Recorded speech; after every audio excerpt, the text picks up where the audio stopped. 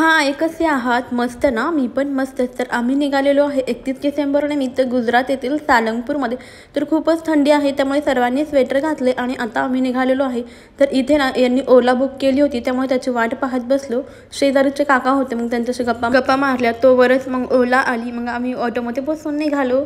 तर आम्ही निघालेलो आहे. सर्वप्रथम आपल्याला सुरतच्या रेल्वे जंक्शनवरती जायचं आहे आणि मग तिथून आपल्याला सालंगपूरसाठी म्हणजे ट्रेन आहे. पुढचा प्रवास मी तुम्हाला सांगेनच. तर बघा बाहेर असं ट्रॅफिक होतं आणि हे सुरतचं आहे टेक्स्टाईल मार्केट. रात्रीच्या वेळेस बघा असं दिसतं. तर इकडे खूप सारे टेक्स्टाईल मार्केट आहेत. तुम्ही इकडे याल तर अगोदर तुम्हाला सहारा दरवाजा म्हणून इथे एक एरिया आहे, तिथे उतरावं लागेल आणि इथून मग तुम्ही पायी देखील सर्व टेक्स्टाईल आहे ते फिरू शकता, बघू शकता. खूप मोठे मोठे टेक्स्टाईल मार्केट आहेत. इथूनच सगळीकडे मार्केटिंग होतं आणि आपल्या महाराष्ट्रामध्ये देखील इथूनच सर्व साड्यांचं, कपड्यांचं वगैरे मार्केटिंग होत असतं. बघू शकता खूप मोठे मोठे असे इथे टेक्स्टाईलचे मार्केट आहेत, म्हणजे कपड्यांचे मार्केट आहेत. तर सुरत आहे ते टेक्स्टाईलसाठी देखील खूप जास्त प्रसिद्ध आहे. तर बघा इकडे खूप मोठे मोठे नामांकित असे टेक्स्टाईल मार्केट आहे. इथूनच आपल्या महाराष्ट्रामध्ये किंवा इतर ठिकाणी साड्यांचे, कपड्यांचे वगैरे मार्केटिंग होत असतं, एक्सपोर्ट होत असतं माल इथला. तर बघा या बाजूला देखील खूप सारे मार्केट आहेत आणि रस्त्याच्या दुसऱ्या बाजूला देखील सेम असेच मार्केट आहेत, ते देखील मी तुम्हाला दाखवते. तर बघा दुसऱ्या बाजूने देखील मोठमोठे असे टेक्स्टाईल मार्केट आहेत बघा. तर तुम्ही इकडे याल तर अवश्य इथल्या टेक्स्टाईलला जरूर भेट द्या.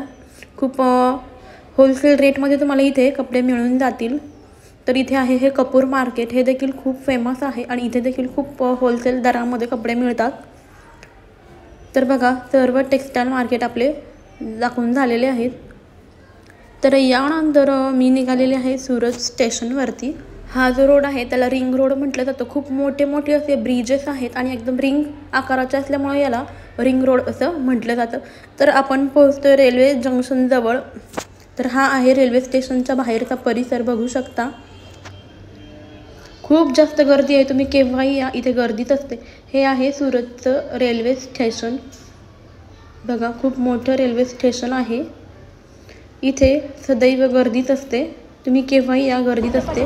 हे आहे सुरतचं रेल्वे स्टेशन. तर फायनली आम्ही आलो रेल्वे स्टेशनवरती, प्लॅटफॉर्मवरती थांबलेलो आहे. आमच्यासोबत कोण आहे ते देखील दाखवते. आहे आता सुरत स्टेशनवरती प्लॅटफॉर्मवरती आहे आणि आम्ही ट्रेनची वाट बघतोय. तर आमच्यासोबतच अजून फॅमिली आहे, ती म्हणजे आमची फ्रेंड आहे आणि तिची वाईफ आहे. आमच्या मागे आमचं फोटो सेशन आहे, त्यांची देखील फॅमिली आली आहे आणि त्यांची देखील 2 लहान मुलं आहेत, एक मुलगी आहे. मग आमचा सुशीला खूप जमाली आहे. आमची ट्रेन सुरत टू महुवा अशी ट्रेन आहे. ट्रेन बघू शकता, ट्रेन इथे लागलेली आहे. आता वाजलेले आहे 9:30 आणि ही ट्रेन हलणार आहे 10 वाजता.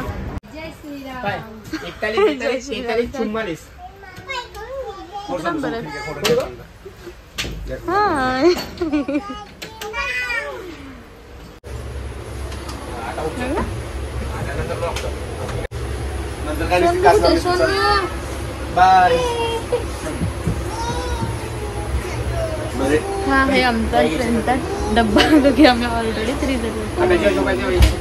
काय करतो तू? तर गाडी ट्रेन निघायला अजून खूप वेळ, 9:30 वाजलेत आता. आम्ही ट्रेनमध्ये बसलो आणि ही ट्रेन निघणार आहे 10 वाजता.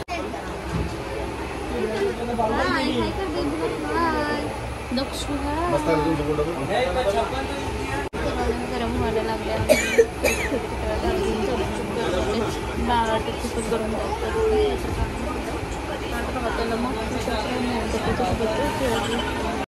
फायनली पोचलो बोताडमध्ये.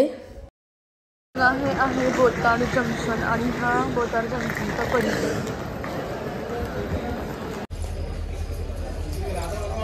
तर बघा आम्ही सुरतवरून फायनली बोताडला पोचलेलो आहे. सुरत टू बोताड अशी आपली ट्रेन होते. तर हे बोताडचं जंक्शन आहे, मी तुम्हाला दाखवते. आपला इंडियन राष्ट्रध्वज आहे, झेंडा आहे. तर इथे सगळेजण आता चहा घेतात सकाळी फ्रेश. गरमागरम थंडीमध्ये मस्त चहा. तर हे आहे बोटाड रेल्वे जंक्शन, बघू शकता बोटाड रेल्वे जंक्शनचा परिसर। तर सकाळ सकाळ इकडे अजिबात पब्लिक नाही आहे, जे कोणी उतरलेलं आहे बस तेवढीच पब्लिक आहे, अगदी सामसुमच आहे। तर बघा मी तुम्हाला बोटाड रेल्वे जंक्शन दाखवते, बघू शकता मस्त जंक्शन आहे। बघा याच्या आसपासचा परिसर पाहू शकता तुम्ही।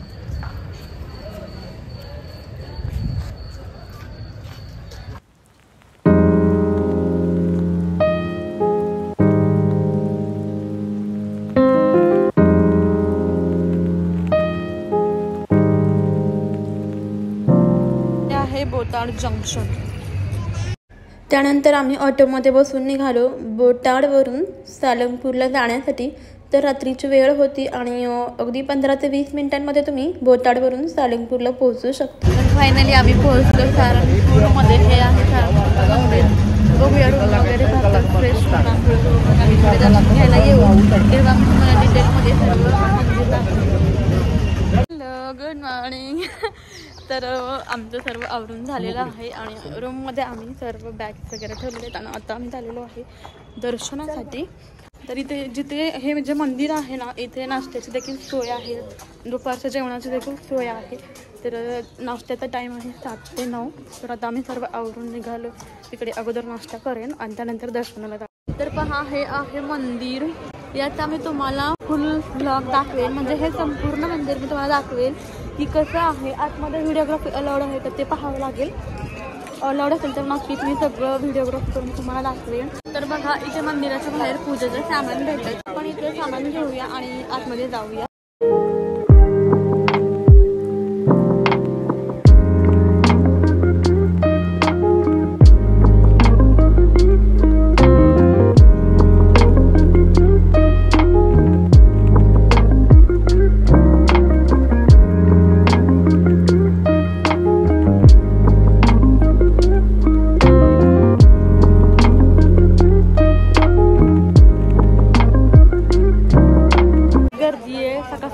गर्दी आणि प्रचंड गर्दी आहे, खूप पब्लिक आहे। मंदिर इतकं स्वच्छ आणि व्यवस्थित आहे, टापटीप आहे, खूपच छान असं हे मंदिर आहे आणि मी पहिल्यांदा अशा मंदिराला व्हिजिट करते, खूप मस्त मंदिर आहे। तर आता आम्ही चाललेलो आहे नाश्ता करण्यासाठी। तर इथे मंदिरात भोजनालय आहे, तिथे नाश्ता असतो, तर तुम्हाला दाखवते मी। बघा हे आहे कष्टभंजन देव भोजनालय। तर इथे आपण जाणार आहोत नाश्ता करण्यासाठी। मंदिरातर्फे तिथे भोजनालयाची फ्रीमध्ये नाश्ता असतो आपल्याला मंदिरातर्फे। हे आहे भोजनालय, भोजनालय खूपच मोठे आहे। तर आपल्याला इकडे रांगेतून जायचं आहे भोजनालयमध्ये प्रसाद घेण्यासाठी।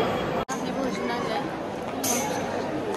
अशी सुव्यवस्था केलेली आहे इथे भोजनासाठी आणि आज नाश्त्यासाठी तिथे घेतले पोहे, इथे नाश्ता वाटप चालू आहे।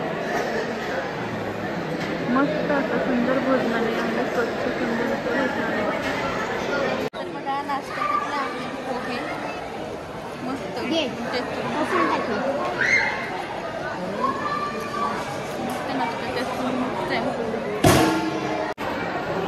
पोहे गोड आहेत। हो, हाय करो, हाय। तर इकडे आहे हात धुण्यासाठी पाणी, तसेच इकडं पिण्याचे पाणी, वेगवेगळे कंपार्टमेंट आहेत। तर नाश्ता करून आम्ही निघालो श्री कष्टभंजन हनुमानजी यांचं दर्शन घेण्यासाठी। तर हे आहे मंदिर, बघू शकता अतिशय मस्त असं हे मंदिर आहे आणि ही हनुमानाची मूर्ती बघू शकता, खूप सुंदर आहे, खूप मस्त असं मंदिर आहे। मंदिरात पाऊल टाकताच इतकं प्रसन्न वाटतंय।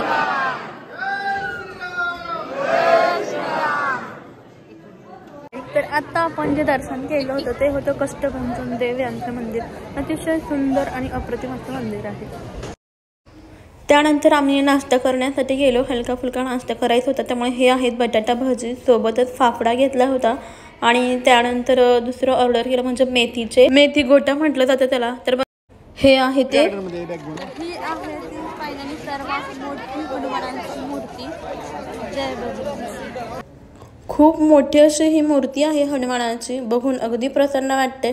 याचं वैशिष्ट्य म्हणजे ही मूर्ती जी आहे ती 54 फूट इतक्या उंचीची आहे। आता मी तुम्हाला याच्या भोवतालचा आजूबाजूचा परिसर दाखवते।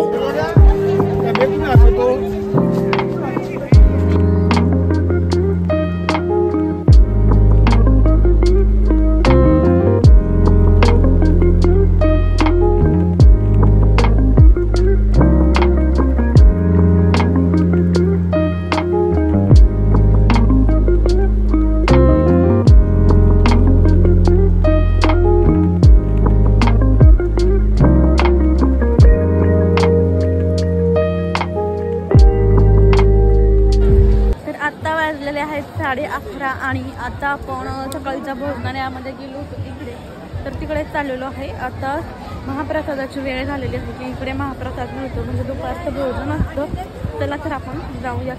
दुपारच्या महाप्रसादामध्ये होतं चपाती, डाळ, छोलेची भाजी, वांगे बटाट्याची भाजी, शिरा आणि भात.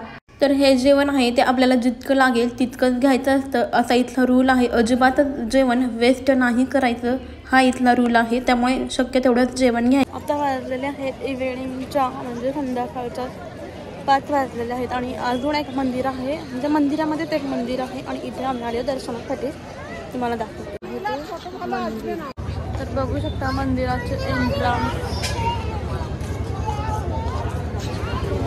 मंदिर आहे, याचं कोरीव काम पण तुम्ही बघू शकता, इतकं नक्षीदार आहे. खूप मस्त याचं वर्क आहे, याच्यावरती एकदम कोरीव काम केलेलं आहे. आता मंदिर आपण आतमध्ये जाणारच आहे आणि बाहेर या मंदिराला.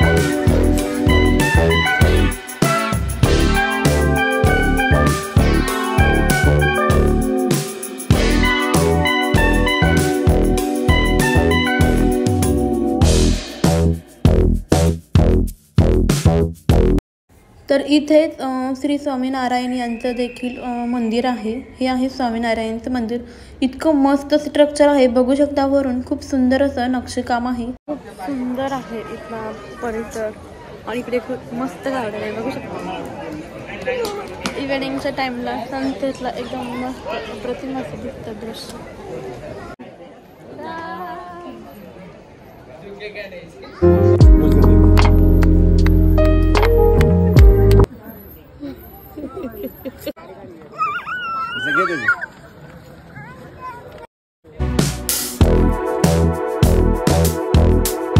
त्यानंतर इथे होतं पूजा सामग्रीचं दुकान. मग इथून धूप घेतली, तसेच चंदनची अगरबत्ती देखील घेतली.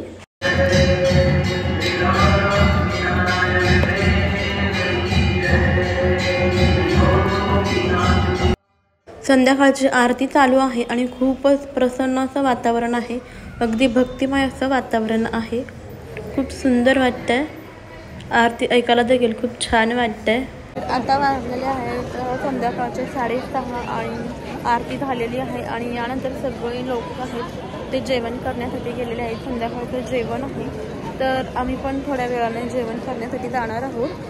तर बघा, आजचा जो व्लॉग आहे, हा जो प्रवास आहे, हा आपण इथेच थांबूया. नंतर आम्ही जेवण करण्यासाठी गेलो. तर रात्रीच्या जेवणामध्ये होतं चपाती, भात, शिरा, कढी, मूग डाळची खिचडी आणि वांग बटाट्याची भाजी. खूपच छान असं जेवण होतं. तर काही जेवण, भाज्या, कढी वगैरे थोडंसं गोडसर असं होतं. तर खूप अप्रतिम अशी याची चव होती आणि खूप सुंदर जेवण झालं. हा जो ब्लॉग आहे तो आपण इथेच एंड करतोय. तर व्हिडिओ आवडला असल्यास सगळ्यांनी लाईक करा, शेअर करा आणि सर्वात महत्त्वाचं म्हणजे सबस्क्राईब करा. चला तर मग भेटूया अशाच छानशा व्हिडिओमध्ये. ब्लॉग तुम्हाला कसा वाटला ते मला कमेंट करून नक्की कळवा. म्हणजे तुमच्या प्रतिक्रिया काय असतात त्या कमेंटमध्ये मला वाचायला नक्कीच आवडतं. त्याचबरोबर तुम्ही हा व्हिडिओ कुठून पाहता ते देखील मला कमेंटमध्ये जरूर कळवा.